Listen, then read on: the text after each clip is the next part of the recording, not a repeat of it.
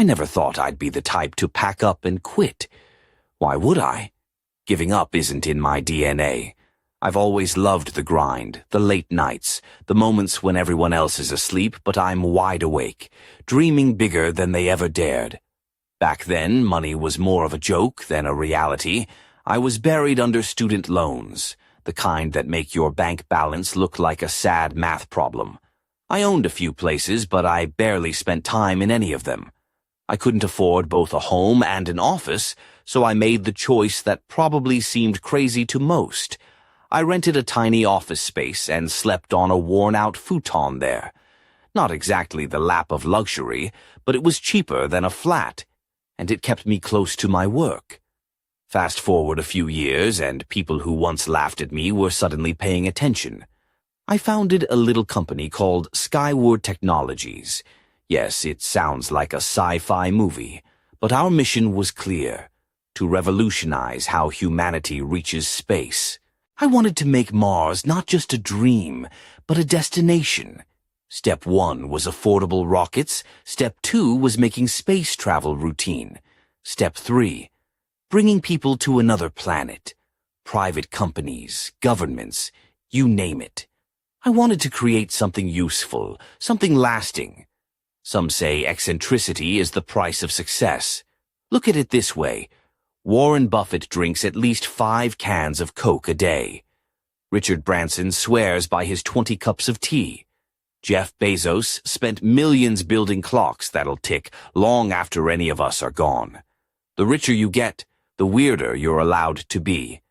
And me? I'm no exception. My story starts not in London or New York, but in a small town called Ashford, Kent, back in 1971. My dad, Eric, was an engineer, and my mum, Mary, was a former model. They got married on a whim, bored and lonely, as they later admitted. They had 3 kids, my older brother Kevin, my sister Tess, and me. On the surface, it looked like a perfect family, but behind closed doors, things were far from ideal. Dad was a harsh man, and the house was often full of tension. He wasn't just tough, he was abusive, and that left scars deeper than I could admit at the time. I remember being told I was boring, stupid, ugly, 3 times a day like clockwork. Dad hated computers, said they were a waste of time and would never amount to anything. So imagine that. A kid curious about technology, denied a computer. But I was stubborn. I had to be. Mum, despite everything, saw something in me. At 3, I was already solving puzzles most kids twice my age couldn't handle. She put me in school a year early. By 5 or 6, my mind was a constant storm of ideas, an endless fireworks show that I couldn't switch off.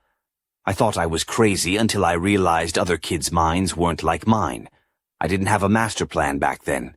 I just liked playing computer games. At 10, I taught myself to code. At 12, I sold my first game, a simple space shooter called Blaster, to a small tech magazine for £50. Not bad for a kid with a dodgy laptop and no support.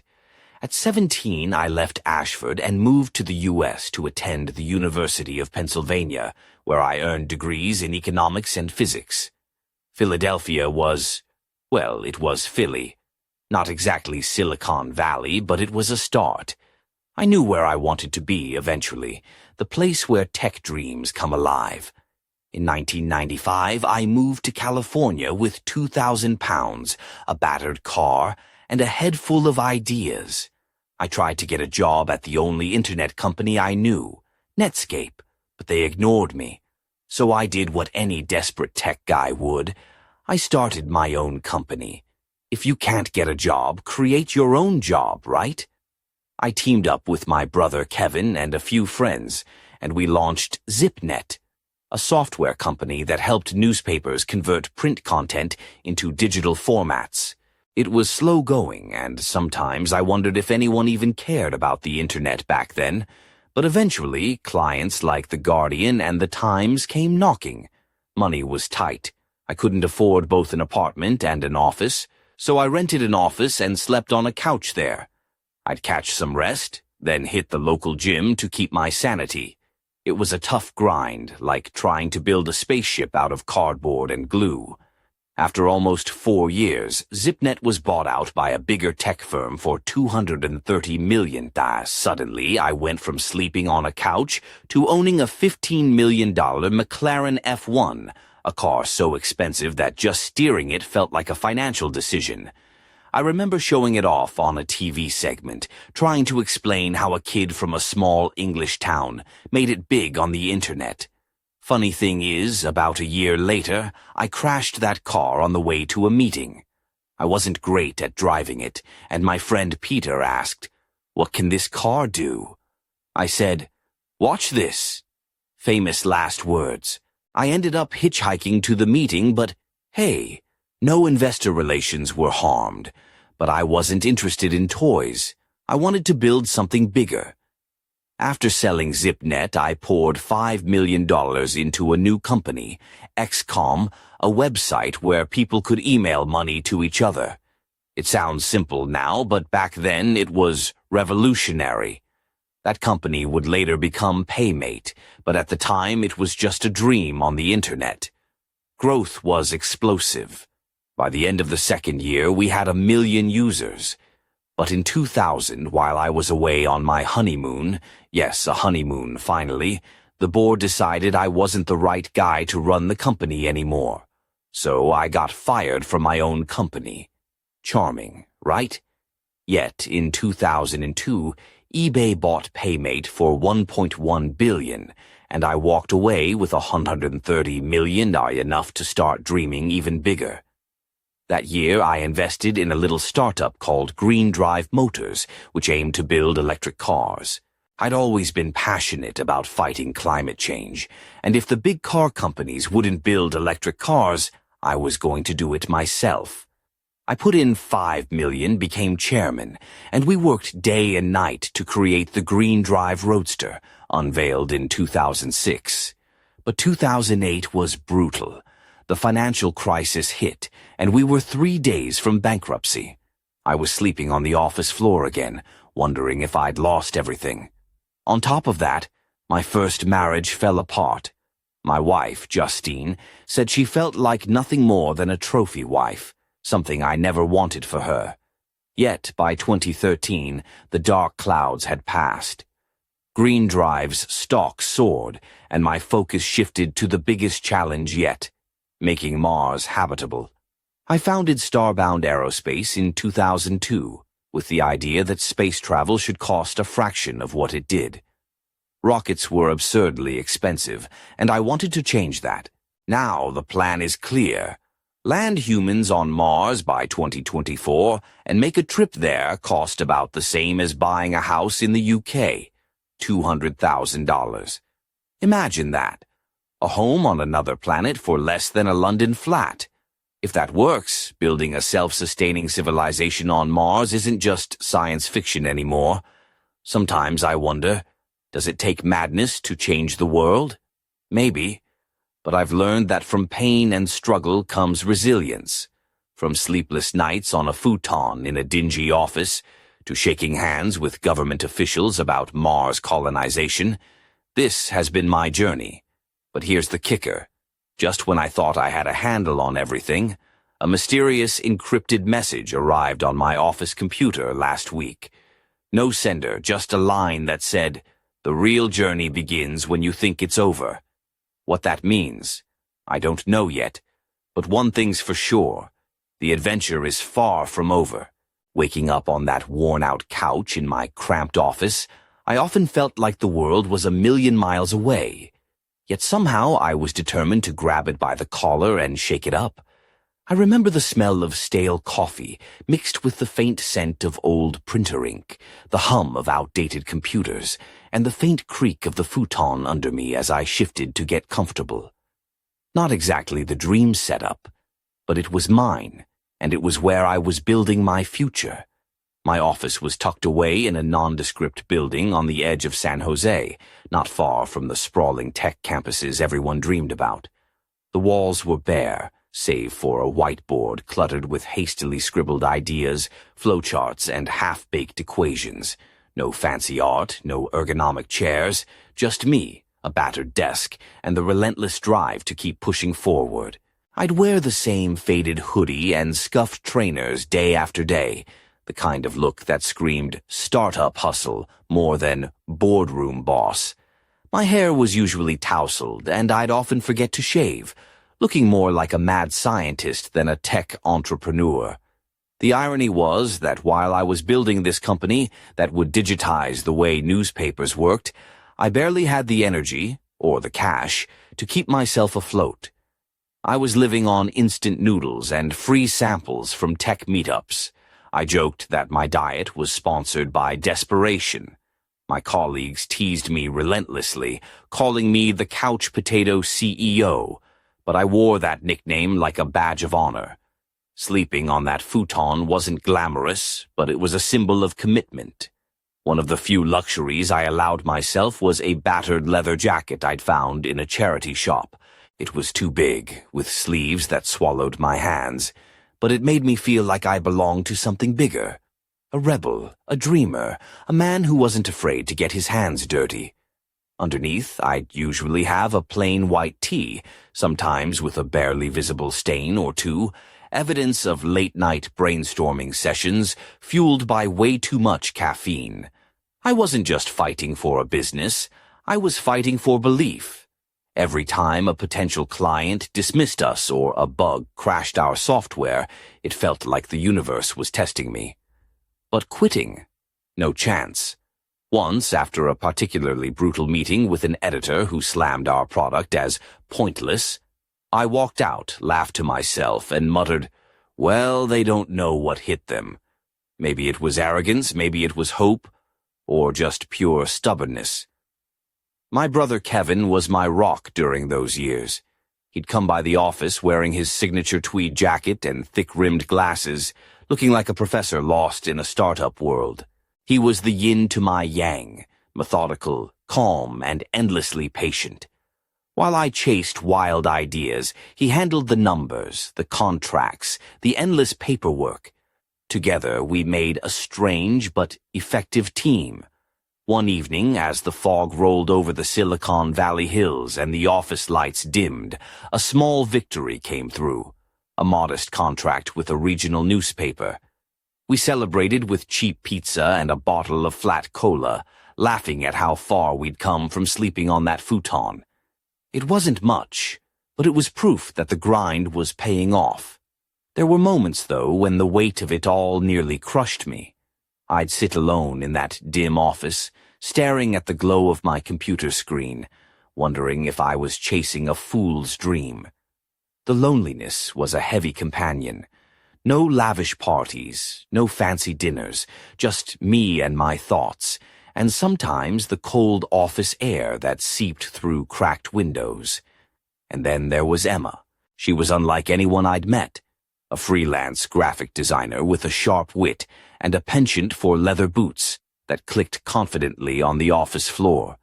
She had fiery red hair pulled into a loose bun, with strands falling just so to frame her freckled face, and eyes that sparkled with mischief and intelligence.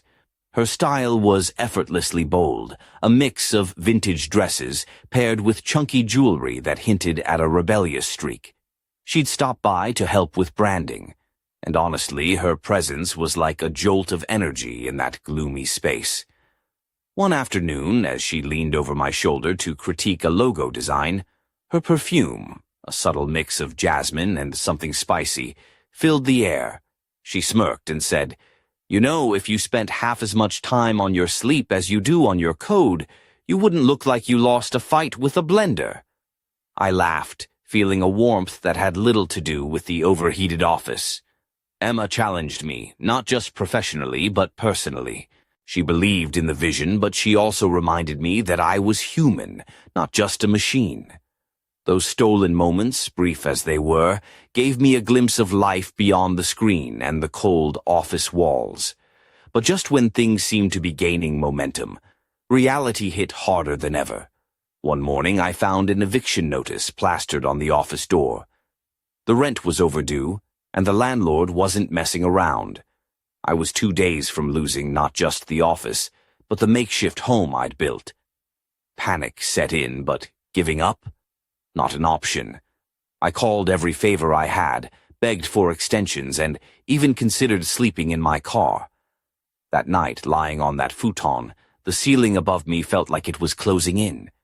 But somewhere deep inside, a stubborn voice whispered, "This is just the beginning."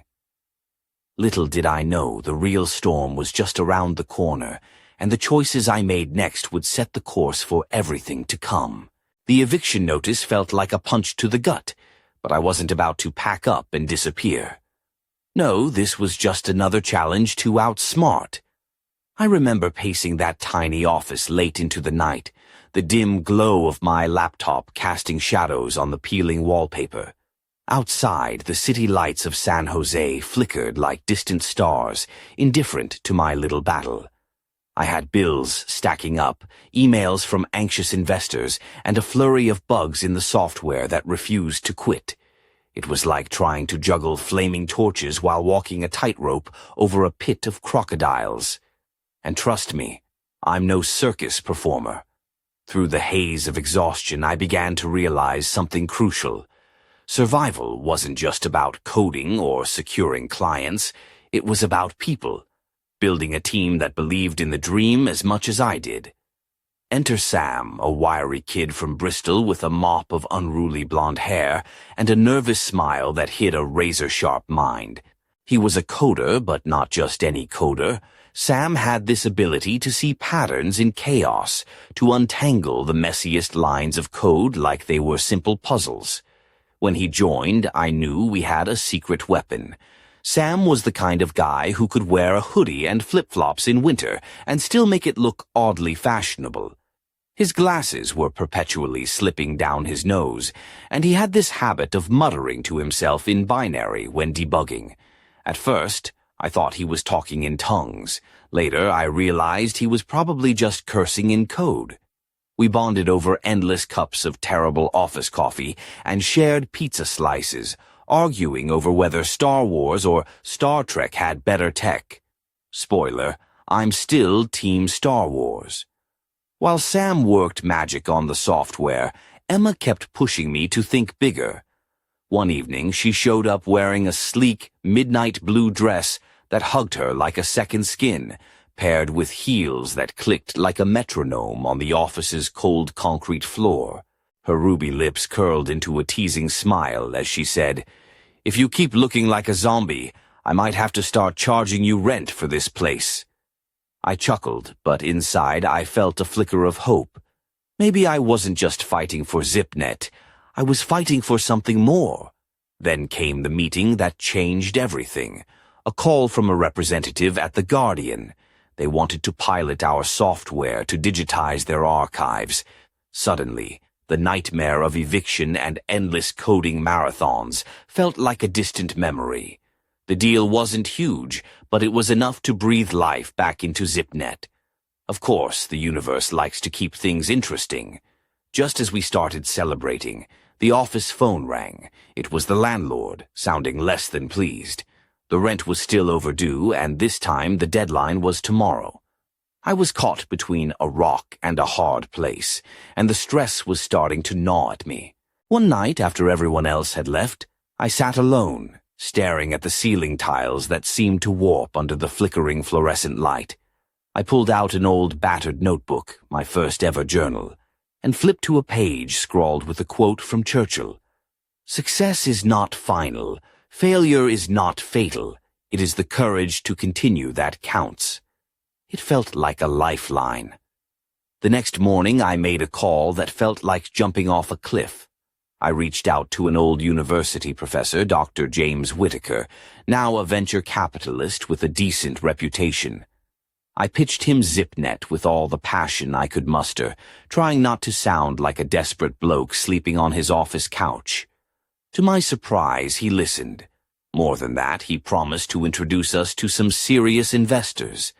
That day, something shifted. The office, once just a cold room with flickering lights, felt alive again. I started to believe that maybe, just maybe, we were on the cusp of something big, but the pressure was relentless. The nights grew longer, the coffee cups piled higher, and the weight of expectations heavier. Emma stayed by my side, her presence a balm to the chaos. One afternoon, she surprised me with a lunch she'd made herself. A simple sandwich, but wrapped in care. She wore a soft sweater that brushed against her collarbone, and her eyes held a quiet determination. "You're not in this alone," she said, and for the first time I truly believed it. Still, whispers of doubt lingered. Friends warned me that I was chasing a fantasy, that the tech bubble would burst, and I'd be left with nothing but broken dreams. But every time I faltered, I thought about the nights I'd spent as a kid, building makeshift rockets out of cardboard and glue, staring at the stars and wondering if I could reach them.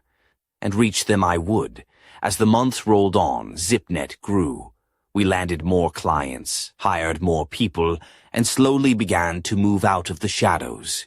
Yet with success came new challenges. Boardroom politics, fierce competitors, and the constant fear that it could all unravel overnight. One evening, as I was locking up the office, I found a small envelope slipped under the door. Inside was a single cryptic note. "They're watching. Trust no one."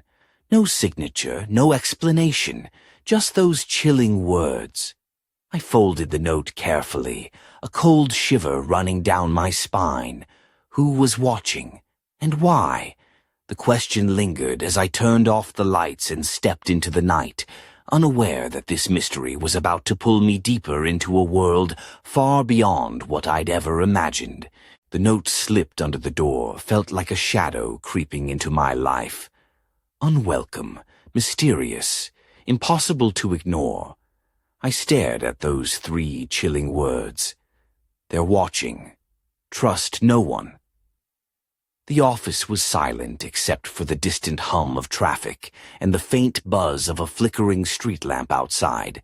It was the kind of moment that makes you question everything, like being caught in the eye of a storm that's just waiting to break loose. I stuffed the note into my jacket pocket, trying not to let paranoia take hold.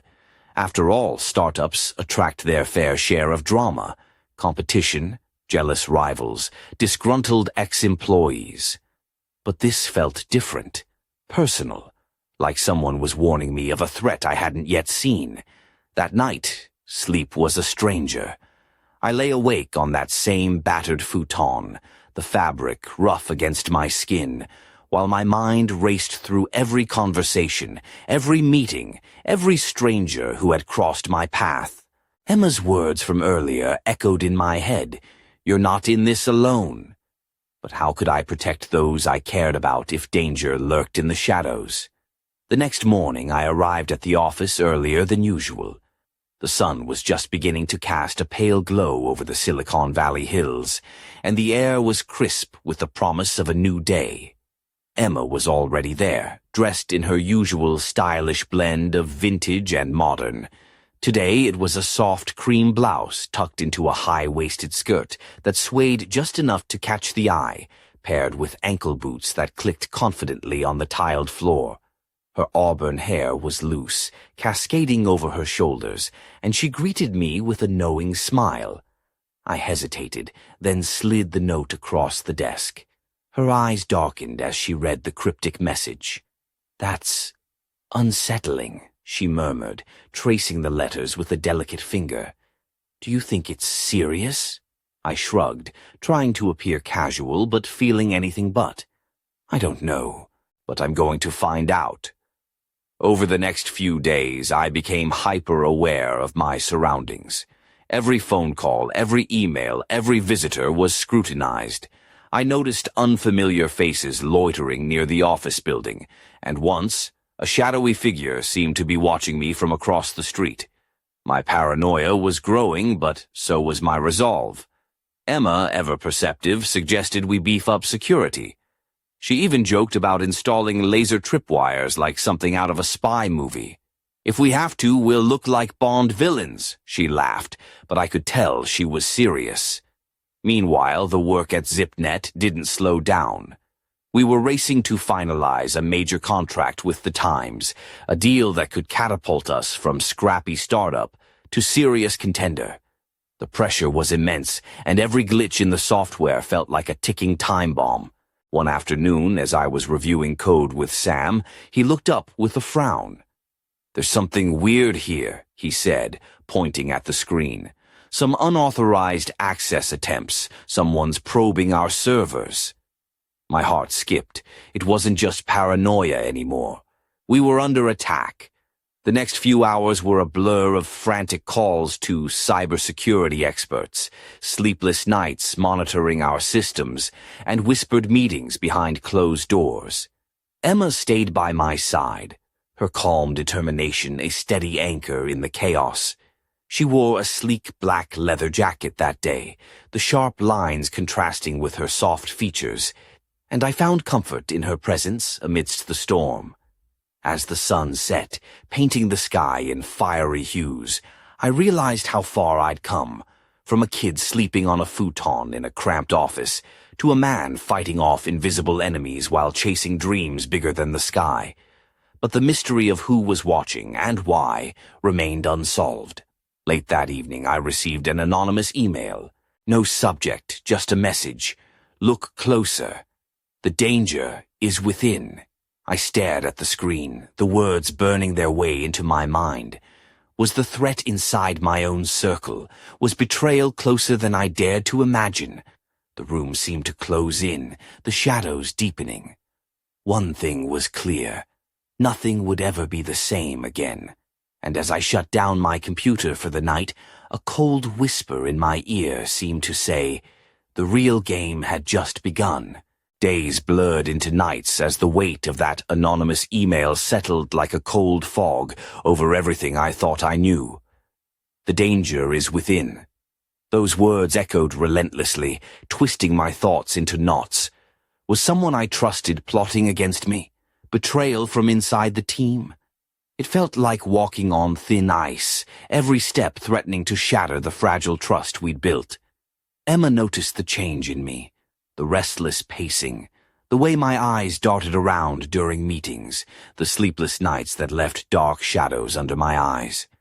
One morning, she arrived dressed in a sharp crimson blouse paired with tailored black trousers, an air of quiet authority about her. Her bold lipstick matched the fire in her gaze. "You can't fight this alone," she said firmly, placing a hand on my shoulder. "Let me help." I wanted to say no. Wanted to tell her I had to handle this myself. But truth was, I was drowning, and her steady presence was the lifeline I desperately needed. Together, we started digging. Not just into our cybersecurity logs, but into every interaction, every contract, every late-night phone call. We installed tighter surveillance in the office, cameras in every corner, biometric locks on the doors. Emma even joked about installing a secret panic button under my desk. "If this gets any more dramatic, we should cast it as a thriller," she quipped, her smile a mix of amusement and steel. Our team grew tighter, but suspicion lingered like smoke in the air. Sam, ever the genius coder, worked overtime to trace the hacker's footprints. One evening, with his usual disheveled charm, hoodie sleeves rolled up, sneakers kicked off, he burst into the office, eyes blazing. "Got something," he exclaimed, fingers flying over the keyboard. "The breach originated from an IP address linked to one of our investors." My stomach dropped. Investors were supposed to be allies, not threats. Confronting the board was a high-stakes game. In a sleek conference room with floor-to-ceiling windows overlooking the city, I laid out the evidence. Faces turned pale. Whispers filled the air. One man, Richard Hale, a polished financier with a silver tongue and a reputation for ruthless deals, looked uncomfortably at his hands. I locked eyes with him. "Care to explain?" I asked. He smirked as if amused by the accusation. "Business is business," he said. "If you're not growing fast enough, you're falling behind. Maybe I wanted to speed things up." The betrayal stung deeper than I expected. But retreat wasn't an option. That night, Emma and I sat on the office rooftop, the city lights shimmering below like a sea of stars. She leaned into me, her voice soft but resolute. "We're not just fighting for ZipNet anymore. We're fighting for every dreamer who's ever been told no." Her words ignited something fierce inside me, a reminder of why I started this journey. But just as we began to regain control, another blow landed. A late-night call from Kevin, my brother and co-founder, shattered the fragile calm. His voice was tight, strained. "They've frozen our company accounts. We're locked out." Panic surged. Without funds, everything would collapse. The contracts, the salaries, the future we'd fought so hard for. Desperation led me to a risky move. I reached out to an old contact, a shadowy figure known only as the broker. Rumors swirled about him in Silicon Valley, a man who could move money, erase debts, and make problems disappear. But his help came at a price. Meeting him in a dimly lit underground bar, I felt the weight of every choice I'd made. The broker, slick in a tailored suit with a smirk that never reached his eyes, offered a deal: unfrozen accounts in exchange for exclusive control over our next product launch. I hesitated. Selling out wasn't in my playbook. But with everything on the line, survival took precedence. Back at the office, Emma's eyes burned with a mix of fury and fear when I told her. "We're dancing with devils," she warned. "Just don't lose yourself." The stakes had never been higher, and as I stared out at the city skyline, I realized that the battle for ZipNet was no longer just about technology or money. It was about trust, loyalty, and the very soul of what we were building. And somewhere deep inside, a quiet voice whispered, "The real enemy might not be out there. It might be right here in the room with me." The broker's deal hung over me like a storm cloud, dark, heavy, impossible to ignore. I knew accepting his terms meant stepping into a world where the rules were murky and the stakes were life or death. But with the company's lifeblood frozen, I had little choice. That night, in the sterile glow of the office, I signed the papers, my hand trembling slightly. Emma watched silently, her eyes sharp and unreadable, like she was weighing the cost of every move we made. The next morning, the accounts unfroze, and the money flowed back in. But a new tension settled over ZipNet. The broker's influence was invisible but palpable, weaving through every decision, every meeting. It was like having a ghost in the room, always there, always watching. Emma's style shifted subtly. Gone were the playful vintage dresses. Now she favored sleek, tailored suits that gave her the aura of a corporate warrior. Her usual fiery red hair was pulled back into a tight ponytail, and her eyes held a new edge, a mix of determination and guarded caution. One afternoon, as she slammed her laptop shut after a grueling board meeting, she muttered, "We're building a castle, but the foundation's cracking." Despite the pressure, we pushed forward with the next product launch, a revolutionary platform that would change how news was consumed online. The team worked around the clock, fueled by cheap coffee and sheer willpower. Sam, now sporting a permanent 5 o'clock shadow and a collection of graphic tees, was a whirlwind of code and caffeine, his fingers dancing over keyboards like a concert pianist. But just as we prepared for the big day, disaster struck again. Our servers were hit by a massive cyber attack, far more sophisticated than anything we'd seen before. Data was corrupted, contracts disappeared into digital voids, and for a terrifying moment it felt like everything we'd built was unraveling. In the chaos, Emma stood out like a beacon. She coordinated crisis meetings with razor-sharp focus, her voice cutting through the noise. "We don't just survive this," she declared. "We come back stronger." Her confidence was infectious, but I could see the toll it took. One evening, as she leaned against my desk, her eyes tired but fierce, she whispered, "This isn't just a company anymore. It's a battlefield."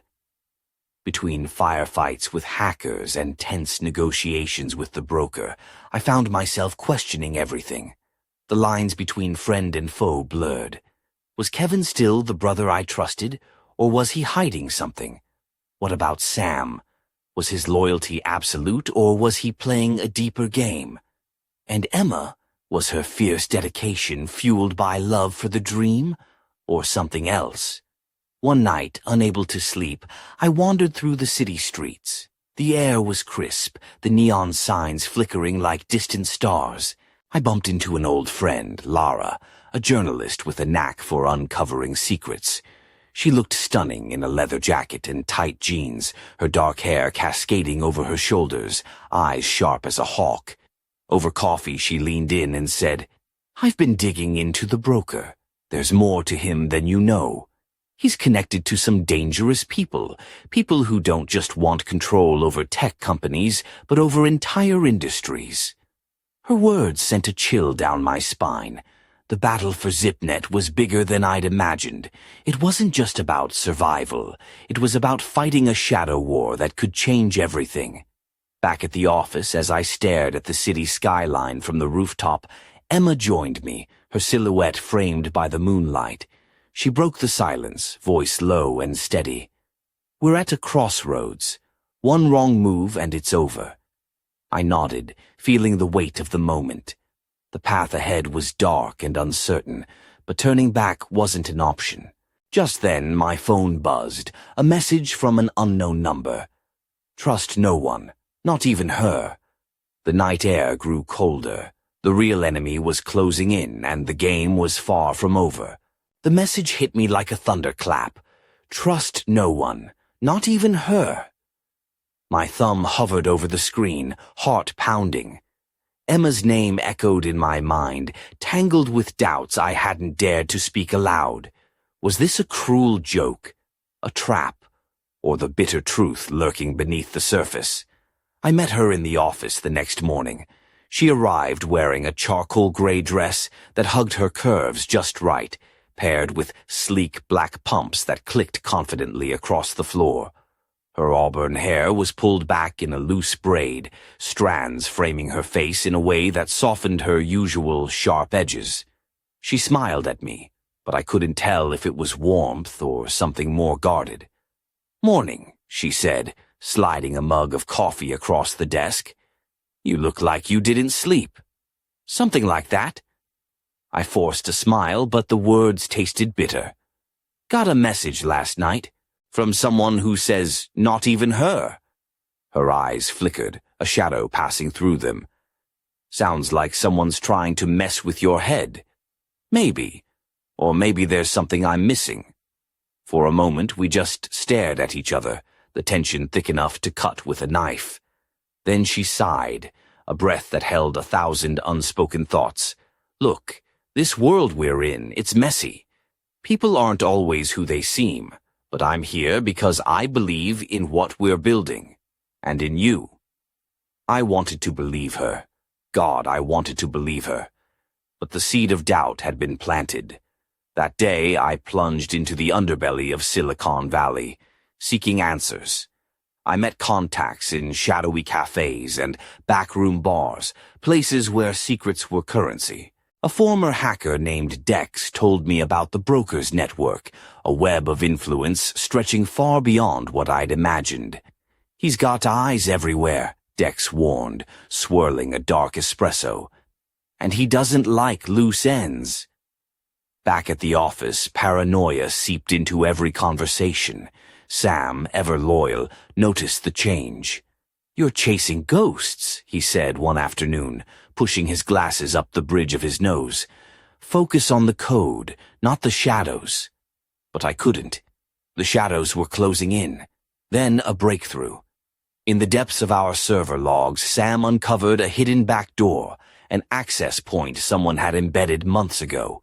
It wasn't just a hack. It was sabotage. Someone within ZipNet had been feeding information to our enemies. I called an emergency meeting. The team gathered, faces pale but determined. Kevin was there, looking as composed as ever, but I caught a flicker of something. Was it guilt? fear. "We have a mole," I announced. "Someone we trusted has betrayed us." The room went silent. Eyes darted, accusations unspoken. Emma stepped forward, voice steady but fierce. "We find them. We fix this. Together." But as I looked around, I realized the hardest battle wasn't the one we'd planned. It was the one for trust, for loyalty, for the very soul of ZipNet. That night, I sat alone, the city lights blurring through rain-streaked windows. My phone buzzed again. Another message, this time with a photo. It was Emma standing with the broker, their smiles too close, too knowing. My breath caught. The line between friend and foe had vanished. The game had changed, and now the stakes were life itself. The photo burned into my mind, the way Emma stood beside the broker, their smiles almost conspiratorial, like two players in a game I hadn't been invited to. My fingers trembled as I stared at the screen, trying to piece together what it meant. Was this proof of betrayal, or something more complicated? The lines between ally and enemy blurred until I wasn't sure what to believe anymore. I confronted Emma the next morning. She arrived in a soft lavender blouse, the fabric delicate against her skin, paired with a pencil skirt that emphasized the curve of her hips. Her eyes held a calm intensity as I slid the photo across the desk. She sighed, a slow, measured breath. "It's not what you think," she said quietly. "The broker and I have a history. It's complicated. But I'm here for ZipNet. For you." I wanted to ask more, to demand the truth, but something in her voice stopped me. Instead, I nodded, though the doubt still gnawed at me like a persistent itch. With trust hanging by a thread, I threw myself deeper into the fight to save the company. The sabotage had set us back, but we weren't beaten yet. Sam worked feverishly to patch the back door, his fingers a blur on the keyboard. Kevin coordinated damage control with the clients, his calm demeanor a stark contrast to the chaos swirling around us.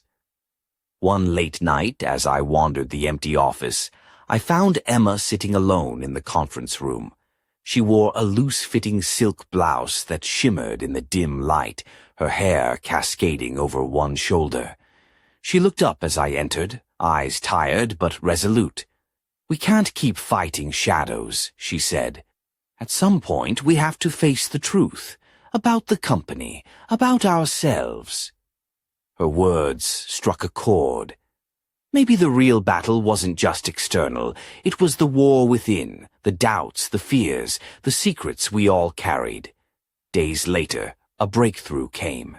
Thanks to Sam's relentless digging, we traced the sabotage back to a trusted engineer, Mark, a quiet man who'd been with us from the start. When confronted, his cold confession shook us. He'd been bribed by a rival company, desperate to see ZipNet fail. The betrayal stung, but it also galvanized us. We tightened security, restructured teams, and doubled down on innovation. The upcoming product launch became more than just a business milestone. It was a statement. We were still standing. Yet, beneath the surface, tensions simmered. Emma's connection to the broker remained a mystery, and Kevin's occasional late-night calls to unknown contacts raised questions I dared not ask. One evening, as I prepared to leave the office, my phone buzzed with an encrypted message. "The past isn't dead. It's waiting." I looked up to find Emma watching me from the shadows, her expression unreadable. Was she warning me, threatening me, or simply reminding me that in this game, nothing was ever as it seemed? The city stretched out beyond the windows, glittering and indifferent, and as the night deepened, I realized that the fight for ZipNet was no longer just about technology or money. It was a battle for survival, trust, and the fragile line between friend and foe. And somewhere in the darkness, the real story was just beginning. The message, "The past isn't dead, it's waiting," hung in the air like a warning whispered from the shadows. I stared at my phone, heart pounding, the weight of those words pressing down harder than any deadline or boardroom showdown. What passed? Whose passed? And what was waiting? Emma's silhouette framed against the dim office light was both comforting and cryptic. Her eyes held secrets I wasn't sure I was ready to uncover. I wanted to ask her everything, but the moment passed like a fleeting shadow, leaving me with nothing but questions. Sleep became a distant memory. Nights were filled with restless pacing and the constant buzz of notifications. Sam's relentless debugging sessions extended into the early hours, the glow of his monitor casting eerie shadows on the walls. Kevin grew more distant, his phone calls shorter and more secretive. The team was unraveling, and I was caught in the middle, trying to hold the pieces together. One rainy evening, a knock at the office door startled me. Standing there was an old friend, Daniel, a journalist who'd once exposed corporate scandals and had a knack for digging where others feared to tread. He looked soaked from the rain, but his eyes were sharp, burning with urgency. "I've been following your story," he said, stepping inside. "ZipNet's troubles are bigger than you think. There's a web of corruption reaching into places you wouldn't expect." He pulled out a folder thick with documents, financial records, emails, covert recordings. The broker isn't just some shady financier. He's the tip of an iceberg connected to powerful players who want to control the future of tech. My mind reeled as I sifted through the evidence. It was a tangled mess of greed, betrayal, and hidden agendas. And in the center of it all was ZipNet. Daniel's words hit home. "You're not just fighting for your company. You're fighting a system designed to crush innovators like you." That night, as the rain hammered against the windows, I realized the path ahead was more treacherous than ever. Trust was fragile, alliances were shifting, and every move could be a trap. Emma's warning echoed in my mind. Facing the truth wasn't just about uncovering external enemies, but confronting the shadows within ourselves. Just as dawn broke, my phone buzzed again. A final cryptic message. "The key lies where the stars once shone brightest." I stared out at the awakening city, the first light casting long shadows. Somewhere beneath the glittering skyline lay the answers I sought, but time was running out, and as the walls closed in, I knew one thing for certain. The real battle was just beginning. The office door creaked open behind me. "Ready to face the truth?" Emma's voice was soft, but carried the weight of 1,000 untold stories. I swallowed hard. Always. The moment Emma stepped into the room, the air seemed to thicken with unspoken tension. She wore a midnight black dress that hugged her silhouette, the kind of dress that whispered elegance with just a hint of danger. Her heels clicked softly against the polished floor, each step deliberate, measured. In her hand she held a small, worn, leather-bound notebook, one I hadn't seen before. "Let's go somewhere private," she said, her voice low, eyes locking onto mine with an intensity that sent a shiver down my spine. We left the office behind, slipping through the quiet streets of San Jose, under a sky heavy with stars. The city lights faded as we drove toward the outskirts, where an old observatory perched atop a hill overlooked the valley below. The place was abandoned, its once glorious dome now rusted and cracked, but it held a strange beauty, a relic of dreams from another time. Inside, the air smelled of dust and forgotten memories. Emma flicked on a flashlight, illuminating faded charts of constellations and ancient telescopes pointing toward the heavens. She opened the notebook, revealing pages filled with cryptic sketches, coded messages, and star maps. "This," she said, "is where it all began. Not just for ZipNet, but for everything we're fighting for." I studied the pages, heart racing. The notes hinted at a secret project buried deep within the company, something beyond software and servers. A plan to harness technology in ways that could change humanity's future. But hidden among the diagrams was something else. A warning. "Someone wanted this buried," Emma whispered. "They're willing to kill to keep it secret." A sudden noise echoed through the observatory, a scraping sound, faint but unmistakable. We froze. Shadows shifted near the doorway. Before I could react, a figure stepped into the beam of the flashlight. It was Mark, the engineer who betrayed us. But his eyes held desperation, not malice. "You don't understand," he said, voice trembling. "They're watching all of us. This is bigger than ZipNet, bigger than any of us imagined." The room seemed to close in as the truth unfolded, a conspiracy entwined with power, technology, and the future of humanity itself. Emma stepped closer, determination blazing. "We have a choice, fight or disappear." I swallowed hard, feeling the weight of everything, the betrayals, the losses, the sacrifices.